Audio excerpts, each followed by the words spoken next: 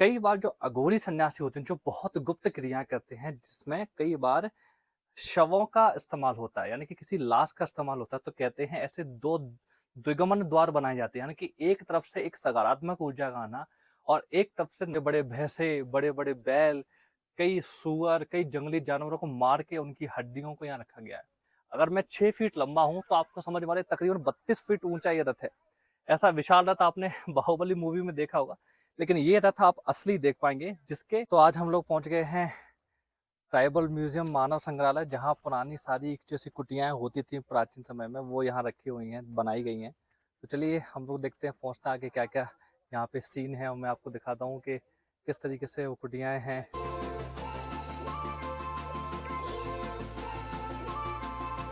तो देखिए हम लोग आ गए हैं एक प्राचीन कुटिया में, जहाँ पहले के आदिवासी लोग कैसे रहा करते थे। आदिवासी का या फिर पुराने समय के जो सन्यासी लोग थे वो कैसे इन दूर दराज स्थानों पे, ऊपर पर्वतों पे या फिर वनों में किस प्रकार की झोपड़ी, आप देखें यहाँ बांस और घास और पत्तों का इस्तेमाल हुआ है। कैसी झोपड़ी अंदर से दिखती मैं आपको दिखाता हूँ, चलिए आइए।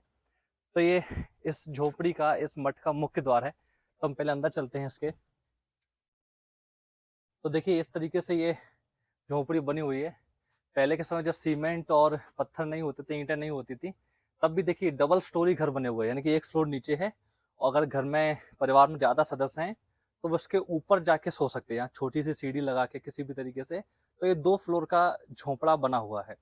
तो ये बाहर की दीवारें हैं जो बांस की बनाई हुई हैं और इस तरफ अगर आप देख पाएंगे तो इस तरफ बहुत सारी आदिवासी नक्काशियां बनी हुई हैं। तो पहले के समय पे क्या होता था, कई सारे योगी और कई सारे सन्यासी अपने जो स्वप्न में अनुभव होते थे वो दीवारों पर चित्रित करते थे कि स्वप्न में उन्हें क्या दिखाई दिया। जब वो ध्यान करते हैं, जब ध्यान की पराकाष्ठा होती है तो वो क्या महसूस कर पाते हैं। कई साल पहले तो पेपर नहीं होते थे, तो वो ऐसी कलाकृतियां दीवारों पर उकेरा करते थे कि आखिर हमारे ध्यान में, हमारी समाधिस्थ होने पे हमें किस प्रकार के अनुभव हुए। तभी आप देखोगे कि स्वामी स्वात्माराम कहते हैं कि जब नादान सुनदान की अवस्था होती है तब झरझर काहल जस्तता घड़ियाल ऐसी आवाज सुनाई देती हैं। तो वो लिखा करते थे दीवारों पे। और एक कक्ष हुआ करता था बिल्कुल अंदर, जिसको कहते हैं, जो वो अपनी साधना का स्थान होता था। आप अगर अंदर आएंगे तो आप देख पाएंगे ये बिल्कुल गुप्त स्थान स्थान है। अब यहाँ पे ऐसी कोई भी स्थिति नहीं है जो आपको डिस्टर्ब कर सके। आपका घर बाहर है, रहने की जगह बाहर है, लेकिन ये है आपके अभ्यास का स्थान। यहाँ पे कई साधु सन्यासी अपना साधना करते थे। कहा जाता है कई अघोरी जो तंत्र विद्याएं भी होती हैं वो इसी प्रकार के स्थानों पर करते हैं, जहाँ की छत बहुत छोटी होती है, दीवार मोटी होती है और जमीन पे गोबर लिपा हुआ होता है। तो ऐसे स्थानों पे अक्सर वो तंत्र विद्याएं काम करी जाती हैं और यहाँ पे लोग साधनाएं करते हैं। तो ये था इसके अंदर का माहौल। ये पूरा स्थान हुआ करता था, जो बीच का स्थान अगर आप देख पाएंगे तो चारों तरफ पिलर्स बने हुए हैं। अगर ऊपर कोई नहीं रहता है तो ऊपर के बांसों को हटा के ऐसे स्थानों पे हवन और यज्ञ किया जाता था। देखिए ये यहाँ की नेचुरल चारपाई है जो आजकल शहरों में देखने को भी नहीं मिलती है। अगर इस पे कुछ देर बैठा जाए, लेकिन इसको लॉक करके रखा हुआ है क्योंकि लोग यहाँ पे बैठते हैं। और दूसरी चीज ये है कि लोग कमेंट करके बोलते हैं कि आप जूते पहन के पवित्र स्थानों पर जाते हैं। देखिए ये मैं एक डेमो दिखा रहा हूँ, ये असली का वो स्थान नहीं है। यहाँ हकीकत में योगी नहीं रहते थे, ये सरकार द्वारा बनाए गए वो डिजाइन हैं जो प्राचीन समय पे होते थे। ये मानव संग्रहालय है, एक ट्राइबल म्यूजियम है। तो आप इसके लिए बुरा ना माने कि मैं जूते पहन के यहाँ आता हूँ। चलिए अब मैं बाहर की तरफ ले चलता हूँ आपको। तो देखिए जैसे हम बाहर की तरफ निकलते हैं और बाहर आते ही आप जब यहाँ इस तरफ देखेंगे तो ये रखा हुआ है खेती के और अन्न का पालन करने के लिए वो बैलगाड़ी की पूरी गाड़ी। लेकिन आप देखोगे कितनी बड़ी है। ये इतनी बड़ी है कि इसमें आराम से 15 लोग, 10 लोग बैठ के जा सकते हैं। आगे का जो हुक है ये बैल के ऊपर रखा जाता था और दोनों तरफ, एक बैल इस तरफ और एक बैल उस तरफ, 2 बैल चल के इस बैलगाड़ी को खींचते थे। और इन्हीं में जब गाड़ी का यूज नहीं होता था तो इस हिस्से को निकाल के दूसरा हिस्सा, जिसको हल बोलते हैं, जिसको लगाते थे, जिससे खेत की सिंचाई और खेत की जुताई होती थी। तो ये वो चीज है। लेकिन आपने एक चीज नोटिस करी कि हर जगह पे छत बहुत ऊंची होती है। कहते हैं यहाँ हर जगह जब दरवाजा में घुसते हैं, जब निकलते हैं तो उनका दरवाजा जो है वो बहुत छोटा है, क्योंकि इसको अल्प द्वार हम बोलते हैं कि द्वार जो है वो अल्प होना चाहिए। क्यों? ताकि आप हमेशा सिर झुका के नमन करके अपने पवित्र स्थान पर प्रवेश करें। और यहाँ घूमते घूमते मुझे एक और दुर्लभ चीज मिली। देखिए मैं आपको दिखाता हूँ। वैसे तो ये दुर्लभ नहीं है, लेकिन आज के समय पे जैसे हम रहते हैं तो ये दुर्लभ। ये पेड़ है बेर का। आप मानेंगे नहीं, यहाँ इतने अच्छे कि पेड़ लगे हुए हैं कि मैं इसको सीधा तोड़ के और सीधा इसको खा सकता हूँ, और बहुत ही ज़्यादा मीठे भी हैं। लेकिन जैसे शहर में आजकल हम रह रहे हैं, जो हमारा लाइफस्टाइल ये हमें कहीं देखने को नहीं मिलते।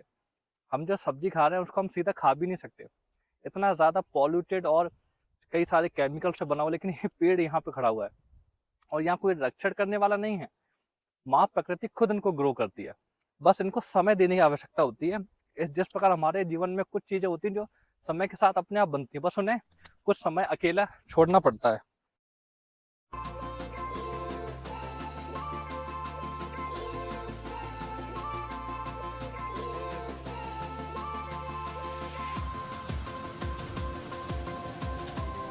ये है प्राचीन बैलगाड़ी, जो एक एग्जैक्ट सही डिजाइन से बनाई गई है। देखिए ये असली तो नहीं है लेकिन उसी शेप में बनाई गई है।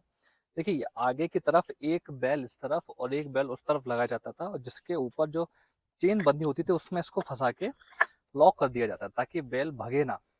और बैल भी बहुत विशाल विशाल होते थे। उसके बाद ये जो आप देख पाएंगे पीछे का चेम्बर है जहाँ गाड़ी, जहाँ लोग बैठते थे, इसमें लॉक दरवाजे होते थे। दरवाजा आप देख पाएंगे, जैसे यहाँ से अगर मैं इसको खोल देता हूँ तो इस तरीके से खोलने के बाद लोग यहाँ से चढ़ के उतर के जा सकते हैं, और उस पर बैठने के बाद वापस इसको सेम तरीके से लॉक किया जाता है। वो ना सिर्फ एक साइड से बल्कि दूसरी साइड से भी, दोनों तरफ से इसका जो प्रोसीजर है वो सेम है। हालांकि ये पुरानी चीज़ है, उतना रख रखाव इसका नहीं है, लेकिन फिर भी काफ़ी अच्छा है। लेकिन आप जो पीछे का स्पेस देख पाएंगे, जो एक 4 से 5 लोगों के लिए सफिशिएंट है कि यहाँ बैठ के कोई किसान अपने परिवार को लेके खेत तक जा सकता है। आगे 2 दरवाजे हैं, 2 बैलों का स्थान है, और इसके जो सबसे बड़ी मेन चीज़ है वो है इसके चाक, यानी कि पहिए, जो एक मोटी काली लकड़ी से बनाए जाते हैं।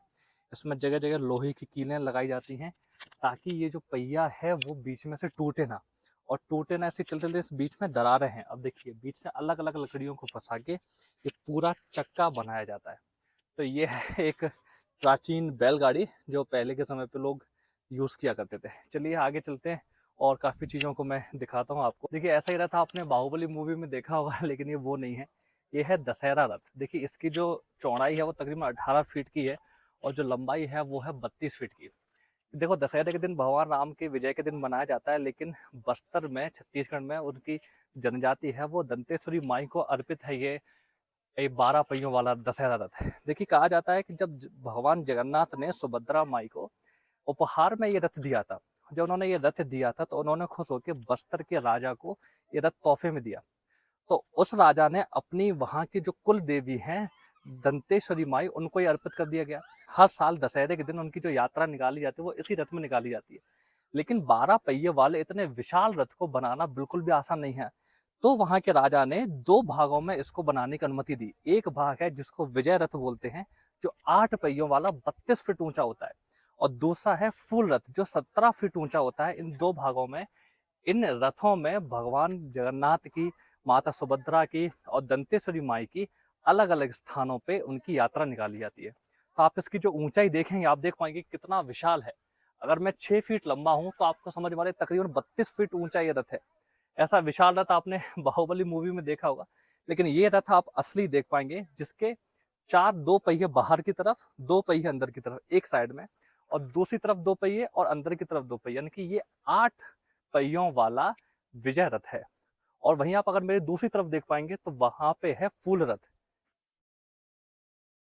और ये दूसरी तरफ मेरे है फूल रथ जो कि तकरीबन इससे थोड़ा सा छोटा है। अगर मैं आपको वहां ले चलूं तो आप देख पाओगे।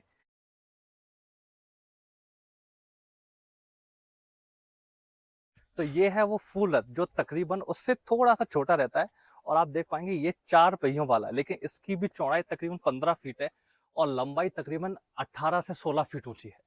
तो इन 2 रथों पे, एक जो इस तरफ है, दूसरा जो उस तरफ है, इन 2 रथों को बनाने के लिए जो सामग्री यूज होती है वो भी बहुत विशेष सामग्री होती है। विशेष प्रकार की लकड़ियां, विशेष प्रकार की जनजाति के लोग ही एक विशेष क्रियाकलाप द्वारा, विशेष तंत्र मंत्र के द्वारा ही इन रथों का निर्माण होता है। इतने प्राचीन ये रथ हैं। और यहाँ चलते चलते हमारी जो सिक्योरिटी गार्ड वाले भैया से बात हुई तो उन्होंने बताया कि जो झोंपड़ियाँ बनी हुई, जैसे ये मेघालय की जनजाति है, ये जो पीछे है वो नागालैंड की है, जो इस तरफ मेरे पीछे ये आंध्र प्रदेश की है।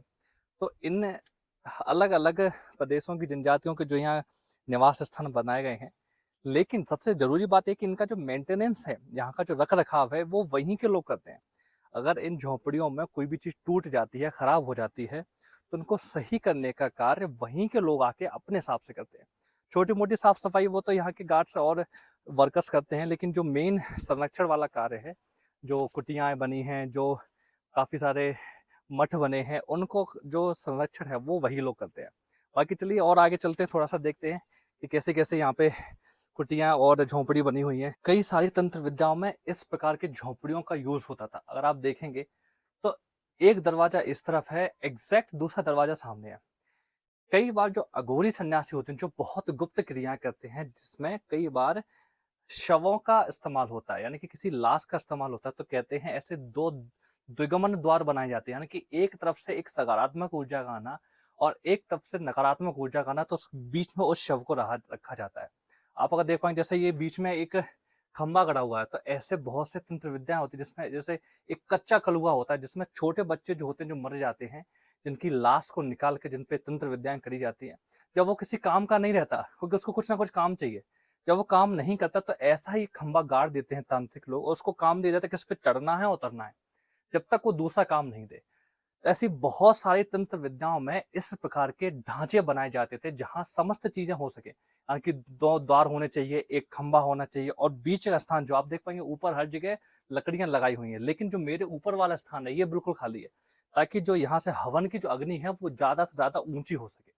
ऐसे विभिन्न प्रकार के कई सारे तंत्र विद्याओं में ऐसे झोंपड़ियों का इस्तेमाल होता है। और घूमते घूमते हम लोग पहुंच गए एक सबसे खतरनाक जगह पे, जो मैं आपको दिखाता हूँ कि खतरनाक क्यों है। तो ये जो पीछे की झोंपड़ी, इसके बारे में आपको बताता हूँ अभी। तो ये है नागालैंड की एक जनजाति का सबसे बड़ा विशाल जो झोंपड़ी कह सकते हैं, इतना खतरनाक आप देख पाएंगे। इसके जो पिलर्स हैं वो एक ही पेड़ की लकड़ी से काट काट के बनाए गए हैं। लेकिन अद्भुत चीजें जो आप देख पा रहे होंगे पीछे, वो है हड्डियों का संकलन, जो यहाँ पे इकट्ठी की हुई है ऊपर से लेके नीचे तक।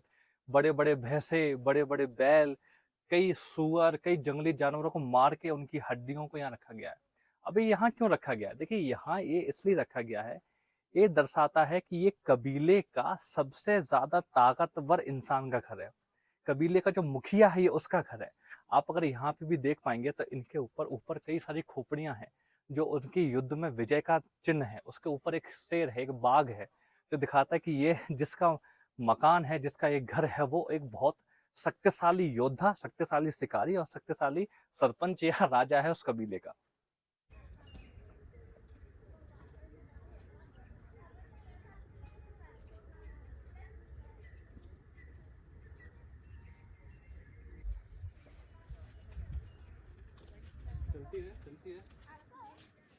तो अब यहाँ का हमारा आज का व्लॉग ख़त्म हो गया है।